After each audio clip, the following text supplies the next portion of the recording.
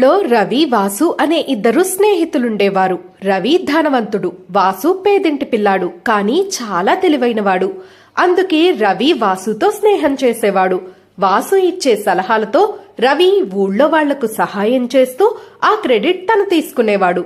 ఒకసారి రవి తన సొంత నిర్ణయంతో ఒక సమస్యలో ఇరుక్కుని ఆ నింద వాసుపై వేస్తాడు. దాంతో ఊరి వాళ్లందరూ వాసుని అపార్థం చేసుకుంటారు. ఒకరోజు ఊరిలో చేపల చెరువులోని నీటి రంగు వింతగా మారుతుంది. అప్పుడు ఊరిలో అందరూ రవి ఇంటికి వెళ్లి వాళ్ల సమస్య వివరిస్తారు. సొంతగా ఎప్పుడూ ఏ సమస్య తీర్చలేని రవి వాసుని పిలుస్తాడు. వాసు తన గురించి ఊరి వాళ్లకి నిజం చెప్తేనే ఈ సమస్యకి పరిష్కారం చెబుతానని అంటాడు. అప్పుడు రవి ఊరి వాళ్లందరికీ జరిగిందంతా చెప్పి తలదించుకుంటాడు.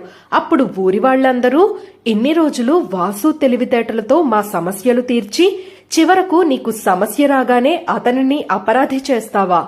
నీలాంటి మిత్రద్రోహి ఇంకొకరుండరు అని రవిని దూషిస్తారు. తరువాత వాసు ఆ చెరువులో చేపలకు కొత్త రకం ఆహారం వెయ్యడం వల్ల నీటి రంగు మారింది. దీనివల్ల చేపలకు ఎలాంటి నష్టం కలగదు. ఈ నిజం బయటపెట్టాలనే నేను ఈ పని చేశాను అని చెబుతాడు. మనకి మంచి చేసిన వారి మీద నింద వేస్తే దాని ఫలితం ఎప్పటికైనా అనుభవించాలి.